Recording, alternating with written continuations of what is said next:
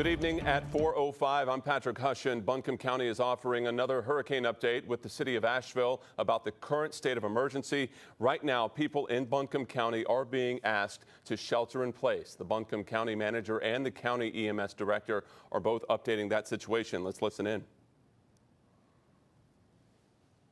Situation right now.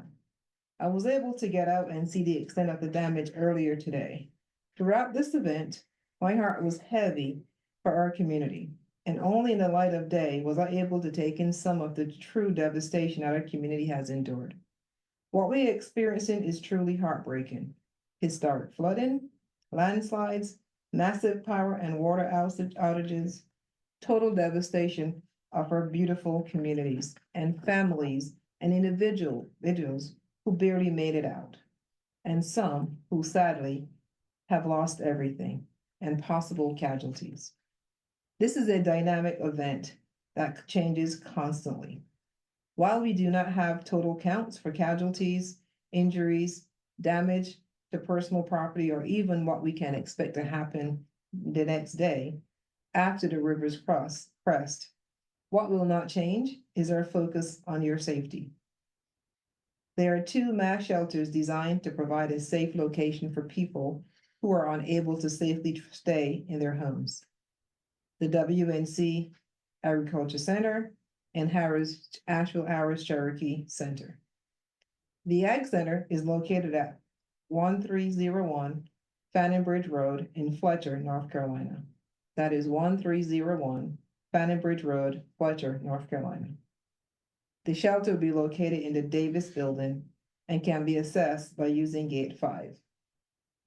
Asheville Cherokee Center is located at 87 Haywood Street in downtown Asheville. Again, that is 87 Haywood Street in downtown Asheville. We know this has been especially difficult with so many cell towers out of service. If you cannot call 911, please text 911. We are finding that texts are starting to come through. I'm going to turn this over to Assistant Fire Chief Jeremy Knighton with the City of Asheville. But before I do want to say that my heart is sad for the losses, but my heart is big for all of the effort that I've seen from our first responders during this event. Our emergency services crew have responded to hundreds of calls since yesterday morning. Our fire departments have had to overcome significant challenges during this event, and I cannot thank them enough for their work and their dedication. We are in touch with partners across the state, region, and even our country, and we will bring additional resources to our community as quickly as we can. Now I'll turn it over to Assistant Fire Chief Jeremy Knighton from the Asheville Fire Department. Jeremy? Good afternoon. As Ms. Pender said, this has been a very busy 48 hours. We are currently staffing with over 200 firefighters are in the streets rescuing our fellow community members. We are still in 100% life safety mode, and we are very concerned for the life safety of our community.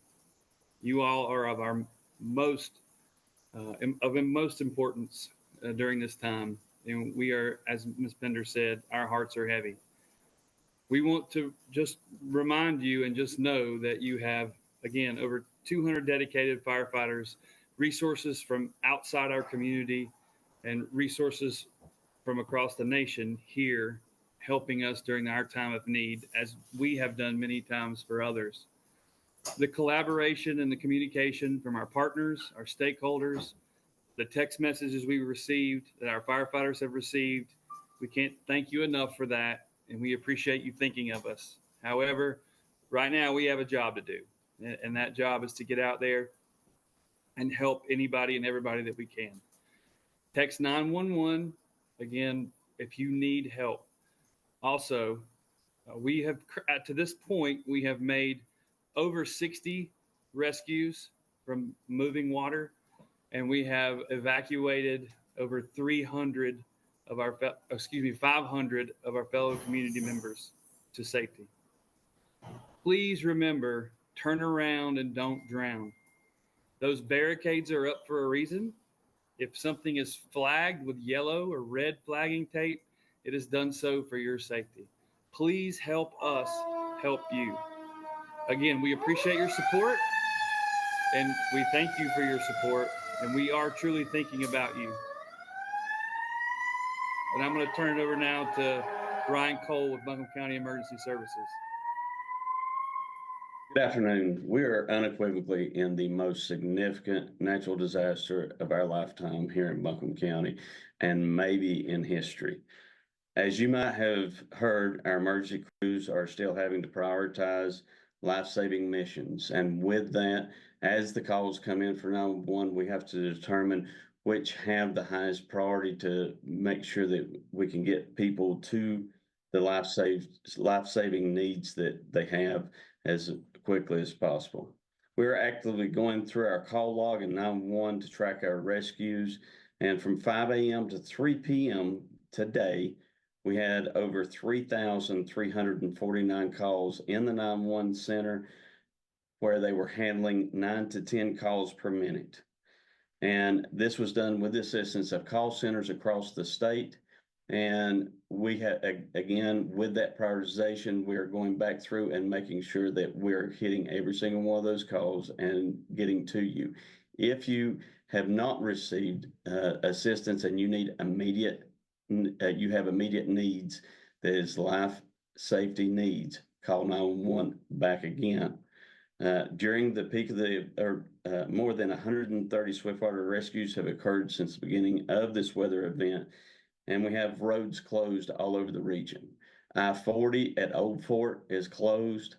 I-40 in Haywood County going through the gorge at mile marker 4 is closed. I-26 going into Henderson County is closed. I-26 going into Johnson City is closed.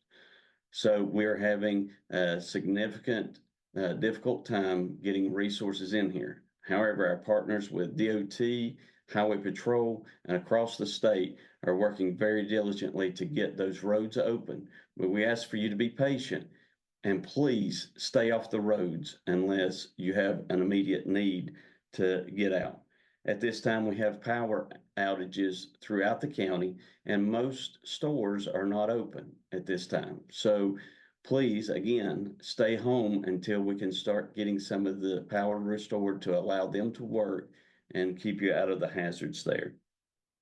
We've had multiple reservoir and dam issues within this, which has extended the amount of water that has gone into the system, and we're continuing to see some of that occur as we go through.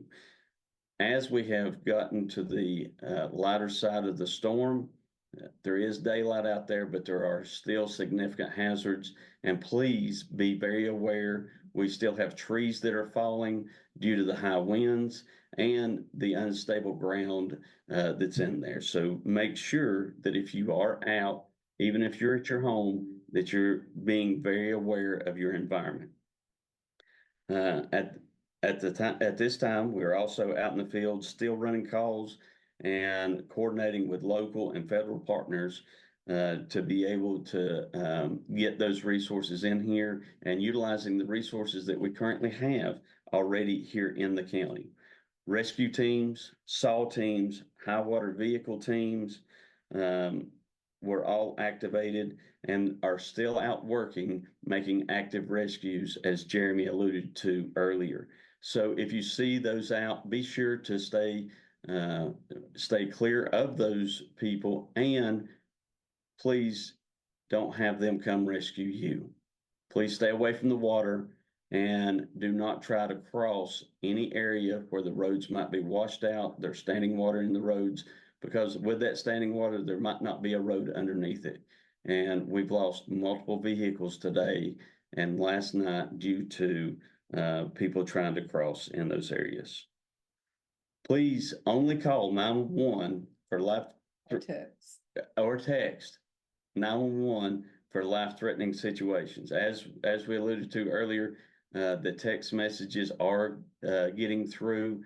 calls are not, we are trying to work with our cell phone providers to get 911 or get the cell tower communications back up. But until we do, utilize the text services and the 911 to be able to get that, they can get that text. I'd like to acknowledge the significant efforts of our first responders. They're doing a tremendous job in life-threatening conditions, and they continue to do that. They'll continue to do that through the night, and they've not stopped for the last 3 days, and they're going to keep going until we get resolve of this disaster, which is not going to be anytime soon. This is something that we're going to be dealing with for many days and weeks to come. So please be patient, work with us in trying to take care of our neighbors, and do everything you can to look out for each other. Now I'd like to turn it over to Chief Lamb. Hello, everybody. This is Chief Mike Lamb with the Asheville Police Department. I just want to really reiterate what Ryan said, that it's very dangerous out there. You know, if you don't have to be out, please do not go out. We currently have a lot of phone lines, power lines that are down across roadways, down across the water. We've got a lot of flooded streets in the city of Asheville and in the outlying areas. So a lot of streets are impassable. Since there's no power, there's also no traffic signals. So it's the intersections are very dangerous. The roadways are very dangerous. We have a lot of power lines and power poles that are cracked and are leaning. And because the ground is so soft, we also have trees that are in the midst of falling over. So just please, if you do not have to be out there, don't go out there. Because of the danger and the fact that there's power lines down, there's no street lights that will be on, and there's also very limited cell service that is out there right now. We're going to institute a curfew, at least for the next 2 nights. The curfew is going to start at 7:30 p.m. and go until 7:30 a.m. each day. So that's going to be from nightfall all the way until dawn. So please, with everybody watching, please let other folks know that there's going to be a curfew this evening. So do not be out after dark. It is a serious safety issue when it is dark. A lot of times you cannot see water on the roadway. And we've had to do several water rescues from vehicles today where officers and first responders have to put themselves at risk to try to save folks that are driving into the water. So just like we've said several times, turn around, don't drown. We've got several officers that are coming in tonight. This is an all hands on deck to where every officer that's been able to make it into work today is at work. So please don't put your first responders at risk. Don't put us at risk by being out in the public unnecessarily. So, and again, remember, we're doing a curfew this evening, 7:30 p.m. to 7:30 a.m., and then again tomorrow evening. Now I'll turn it back over to the county. Thank you for these very important remarks, everyone. And at this time, we'll open this briefing up to questions from our media partners who are on the Zoom call. You can either unmute yourself or you can type your questions into the chat.